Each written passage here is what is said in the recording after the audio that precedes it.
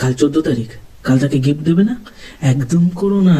তুমি ভাবছো 14ই ফেব্রুয়ারি তার সাথে দেখা করব, তাকে গিফট দেব, তাকে প্রপোজ করব, তাকে হ্যাপি ভ্যালেন্টাইন্স ডে বলবো, এসব তুমি ভাবছো। আর ও ভাবছে কাল তাকে কতজন প্রপোজ করবে, আজ রাত 12টা বাজলে কে কে প্রপোজ করবে।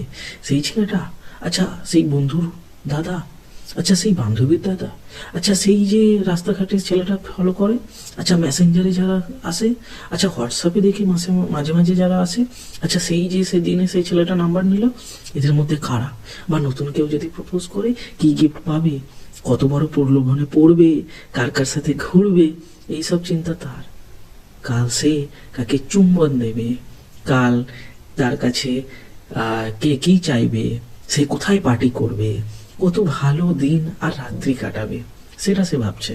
আর তুমি ভাবছো তার উদ্ধার করবে, তোমারও জীবনের উদ্ধার হবে। কোনো উদ্ধার হবে না বাছা, তুমি ভুল ভাবছো।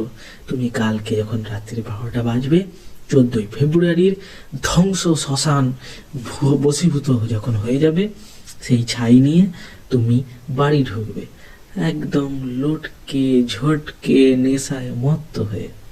আর ও তখন শান্তিতে ঘুমোবে যে সে আরেকটা বয়ফ্রেন্ড পেয়ে গেছে, যার সাথে সে ভালোভাবে দিন রাত্রি কাটাতে